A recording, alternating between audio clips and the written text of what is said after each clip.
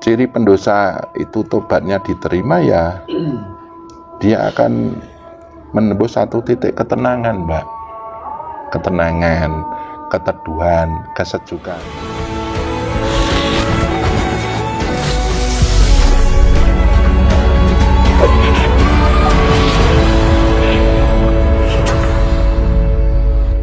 Sholat daim ya jenengan harus syahadat daim.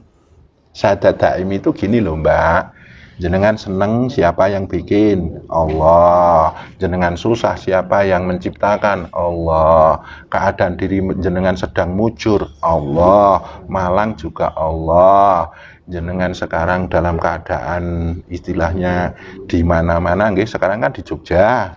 Ya ini Allah yang menggerakkan. Lah itu kalau jenengan sudah syahadat daim Allah, Allah itu jenengan akhirnya sujud. Sujud itu manut, nompo, ikhlas, ridho. Nek orang kalau orang sedang gelap hidupnya, terus dia bersyahadat, siapa yang mentitahkan kegelapan ini? Allah. Ridholah panjenengan pada Allah. Itulah yang disebut sujud. Hakikat sujud, hakikat sholat. Bukan kita sholat 5 waktu, tapi itu yang kita ambil adalah persifatannya. Jenengan ridho dengan kegelapan panjenengan, jenengan ridho dengan keadaan yang dititahkan Allah kepada panjenengan. Itu akhirnya kalau di setiap saat jenengan bisa melaksanakan syahadat, mbuh seneng, mbuh susah, mbuh sugih, mbuh melarat, enak, gak enak, mujur, malang, jenengan tetap yakin bahwa ini milik Allah, ridholah. Jenengan pinter jenengan juga milik Allah. Sujudlah, ridholah dengan kepinteranmu. Setelah itu lakukanlah puja-puji. Subhanallah, ya Allah, Engkau yang maha suci mentitahkan semua ini. Alhamdulillah, Engkau maha terpuji. Allahu Akbar, Engkau maha agung. Lah itu antara syahadat dan sholat itu akhirnya menjadi satu hal yang setiap saat mengikuti panjenengan. Wallahu ma'akum aina ma kuntum. Dimanapun engkau berada, engkau bersama Allah. Sebut namanya, puja-puji sifatnya, itulah syahadat. Terus ridholah dengan semua yang terjadi pada dirimu. Itulah yang namanya sujud. Seandainya engkau gelap, ingin merubahnya menjadi tenang, minta izinlah dengan Bismillahirrahmanirrahim.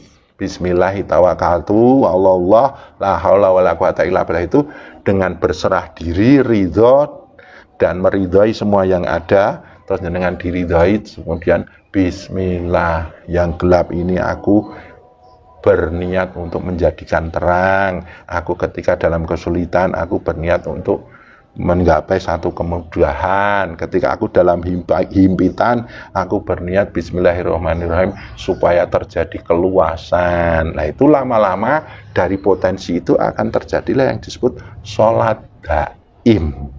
Jenengan dari bangun tidur sampai tidur lagi jenengan sudah melakukan syahadat dan persujudan. Bangun tidur ya bismillah. Saya mau melaksanakan hidup di hari ini, mau tidur, alhamdulillah aku sudah melakukan hidup sehari tadi. Bismillah. Ya jenengan memasrahkan hidup dan mati kepada Allah. Inna sholati wa nusuki wa mahyaya wa mamati lillahi rabbil alamin. Mulane dungane wong Arab turu kan bismika Allahumma ahya wa bismika amut. Jadi kalau mau tidur itu jenengan doa memasrahkan diri, hidup dan mati kepada Allah. Bangun tidur bismillah. Ya Rahman, Ya Rahim, Bismillahirrahmanirrahim. Itu syahadat itu akhirnya akan menggantarkan panjenengan yang namanya sholat daim, sholat yang tidak ada putus-putusnya. Jadi masjidnya, tempat sujudnya yaitu kesedihan, kesenangan, jenengan kebaikan, keburukan, jenengan kemujuran, kemalangan, kegagalan, kesuksesan, jadikanlah sebagai tempat syahadatmu dan tempat sujudmu. Kepandaianmu jadikan tempat sujudmu, yaitu bersyahadat dan ridho atas segala keadaan itu. supaya engkau datang kepada Allah dengan ridho dan diridhoi. Itulah sholat daim. Tapi kalau sholatil wusta, masing-masing orang pengalamannya sendiri-sendiri, itu tidak bisa saya ungkapkan, karena itu akan memunculkan kebenaran pribadi saya. Kalau saya munculkan, nanti muncul perdebatan kayak gitu, Mbak. Baik, Gus, terima kasih. Nggih. Gus, misal ada satu kasus seperti ini, ada orang pendosa yang ingin bertobat. Terus bagaimana cara mengetahui bahwa pendosa tersebut tobatnya diterima? Gitu?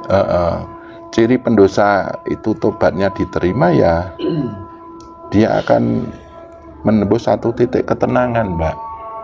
Ketenangan, keteduhan, kesejukan. Contohnya gini ya, umpamanya jenengan pendosa ya, jenengan baca istighfar, astagfirullah, astagfirullah, astagfirullah. Cirinya gini ya, kan karena ciri ya, ini banyak cirinya. Di antara kulit dan daging jenengan itu terasa ces. Nah, itu namanya air sentani. Itu membersihkan pikiran-pikiran jenengan dari dosa yang jenengan lakukan atas perintah pikiran tadi. Terus nanti ketika jenengan istighfar, astagfirullah, astagfirullah, nanti di hati jenengan akan muncul satu tetes itulah ma'ul hayat, itu yang bisa membersihkan panjenengan dari nafsu-nafsu yang sudah masuk dalam hatimu dan akhirnya engkau setujui untuk melakukannya. Ngeten niku. Tuh, jadi nafsu itu aslinya kan di balik mata itu ada nafsu subiyah, di balik telinga ada nafsu amarah, di balik hidung ada nafsu subiyah, di balik mulut ada nafsu lawamah. Itu turun ke hati panjenengan. Akhirnya perbuatan dosa itu disetujui sama akalmu, direstui sama hatimu. Akhirnya terjadilah dosa itu. Lah akhirnya jenengan istighfar, nanti muncullah di kulit panjenengan, nyaman sekali itu. Nah itu akhirnya akan membentuk satu pola perubahan di pikiran panjenengan. Nah itu akan membimbing bagaimana pikiran jenengan menyetujui apa yang diusulkan nafsu-nafsu itu. Terus hati jenengan itu akan membuat satu perubahan apa yang harus jenengan restui atau tidak dengan usulan nafsu-nafsumu itu. Sebab maaf ya Mbak, tiap hari nafsu ki usul, aku ngene, usul Mbak. Nanti yang menyetujui otak, yang merestui hati, sing nglakokke mulutmu dengan misuh-misuh atau mencaci maki atau perbuatanmu. Ya wis, ya apa sing marai dosa ki akeh banget, jenengan tahu dosa itu apa saja kayak gitu Mbak. Tuh, jadi cirinya ces. Lah nanti kalau sudah ini ces di air sentani ini, itu pikiran jenengan bisa lebih menata nafsu. Apa yang bisa disetujui atau tidak, hatimu bisa memperhatikan nafsu. Apa yang harus jenengan restui atau jenengan tolak. Lah lama-lama jenengan akhirnya fa'alhamaha fujuraha wa taqwaha, jenengan akan diberi ilham apa yang membuatmu rusak dan membuatmu takwa. Di situ jenengan akan dituntun sama hati panjenengan untuk menuju hal-hal yang lebih baik. Itu cirinya kayak gitu. Tapi cirinya banyak ya. Ya, jenengan terjadi perubahan dari yang dulu pendosa, sekarang lama-lama membaik. Tapi pakai proses loh Mbak. Itu orang aja sak jelek, jenengan langsung jadi baik, enggak, tetap proses Mbak.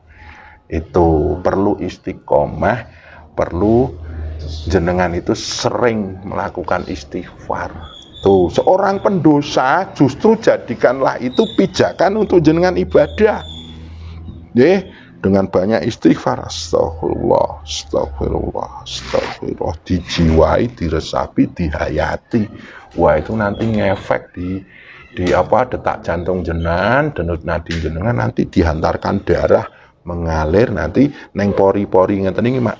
Ces neng hati ces. Lah itu otomatis Mbak nanti jenengan akan membaik dan membaik tanpa perlu dipeksa-peksa. Nanti jadi refleksi panjenengan karena sudah dibiasakan ngeten niku. Baik Gus. Di sini saya punya satu persoalan di mana ada yang bilang bahwa ada anak yang menuai karma dari warisan leluhur, misal orang tua, kakek, nenek, itu pendapat Gus Rafiq seperti apa? Itu ada ya. Karma manusia yang diturunkan kepada anak-anaknya itu ada. Contohnya doa. Ya kan ada kan yang berdoa, laknat 7 turunan bagi diriku kalau saya begini. Itu ngena, Mbak.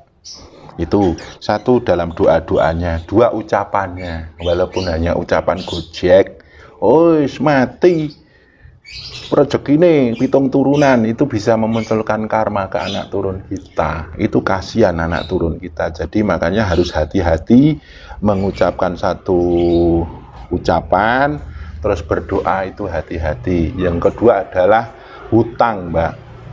Orang tua yang punya hutang banyak itu akan turun kepada anak-anaknya. Itulah yang namanya karma.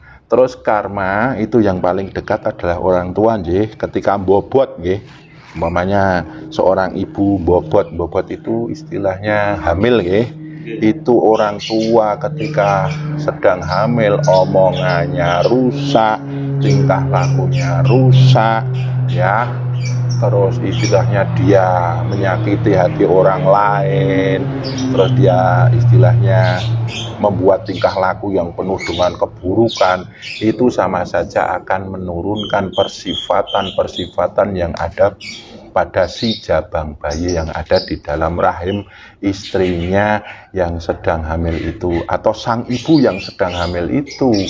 Penuh dengan umpatan, penuh dengan tingkah laku yang tidak baik, menyakiti banyak orang lain, itu akan memunculkan persifatan kepada anaknya. Lah sifat buruk inilah nanti ketika seorang anak lahir menjadi satu kualitas yang namanya bebet. Nah itu akhirnya karena anaknya sudah dituruni sifat buruk, akhirnya tingkah lakunya buruk, mencontoh orang tuanya, nanti keburukan watak si anak tadi, ucapan yang buruk, perbuatan yang buruk, karena lahir dari sifat-sifat keburukan tadi, akhirnya membentuk satu situasi yang buruk. Itulah istilahnya, kalau karma memang bahasa Sanskerta, nggih, bahasa non-Islam, nggih, tapi aslinya itu kalau dalam Islam itu namanya zuriyat. Jadi akan menurunkan satu perwatakan, satu keburukan. Ya, makanya kalau bisa kita selaku manusia itu kalau bisa membentuk satu zuriyat yang baik. Dicontohkan oleh Nabi, Rabbana hab lana min azwajina wa dzurriyyatina qurrata a'yun. Ya, wa ja'alna lil muttaqina imaman, itu kita meminta kepada Allah akan agar diberi anak turun yang indah dipandang mata, karena tingkah lakunya, karena ucapannya, karena sifat-sifatnya. Itu jadi kalau istilah Islamnya itu zuriyat. Nah, zuriat itu kita bisa menurunkan zuriat keburukan dan zuriat kebaikan. Seperti itu. Nah, kalau ini sudah terlanjur ada pada diri kita, ya kan kasihan anak turun kita nanti, Mbak. Kita tidak bisa melakukan yang baik, ya kita tidak bisa melakukan istilahnya dharma-dharma dalam hidup ini.